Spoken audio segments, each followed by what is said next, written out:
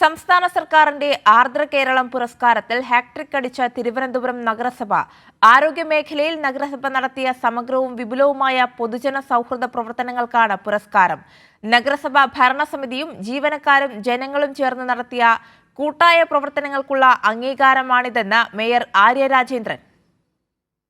സംസ്ഥാന സർക്കാരിന്റെ ആരോഗ്യ കുടുംബക്ഷേമ വകുപ്പിന്റെ ആർദ്ര കേരളം പുരസ്കാരം തുടർച്ചയായി മൂന്നാം തവണയാണ് തിരുവനന്തപുരം നഗരസഭയ്ക്ക് ലഭിക്കുന്നത്.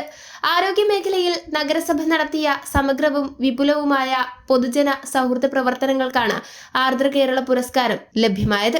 കഴിഞ്ഞ 5 വർഷത്തിനിടെ 22 ആരോഗ്യ കേന്ദ്രങ്ങൾ പുതുതായി ആരംഭിച്ചതും നവീകരണം നടത്തിയ 31 ആരോഗ്യ കേന്ദ്രങ്ങളും ഉൾപ്പെടെ ആകെ 78 ആരോഗ്യ കേന്ദ്രങ്ങൾ തിരുവനന്തപുരം നഗരപരിധിയിൽ തികച്ചും സൗജന്യമായി പൊതുജനങ്ങൾക്ക് ആരോഗ്യ പരിരക്ഷ ഉറപ്പുവരുത്തുന്നതിലേക്കായി കൃത്യമായ പ്രവർത്തനം നടത്തുന്നുണ്ട്. ആരോഗ്യരംഗത്ത് തനതായ ഒരു മാതൃക സൃഷ്ടിച്ചുകൊണ്ട് എല്ലാ വാർഡിലും ഒരു ആരോഗ്യ കേന്ദ്രം എന്ന ലക്ഷ്യത്തിലേക്കാണ് നഗരസഭ മുന്നേറിക്കൊണ്ടിരിക്കുന്നത്.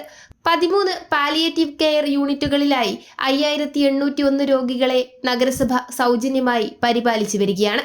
കരൾ രോഗം, ക്യാൻസർ, കിഡ്നി രോഗം, അവയവമാറ്റം, ഹൃദ്രോഗം എന്നിങ്ങനെയുള്ള രോഗങ്ങൾക്ക് ചികിത്സ തേടുന്നവർക്ക് സൗജന്യമായി അനന്തപുരി മെഡിക്കൽസ് മുഖേന മരുന്ന് അനുവദിക്കുന്നുണ്ട്. ഓരോ രോഗിക്കും മാസത്തിൽ 4 ഡയാലിസിസ് എന്ന നിരക്കിൽ 187 രോഗികൾക്ക് സൗജന്യ ഡയാലിസിസ് നഗരസഭ നൽകി വരികയാണ്.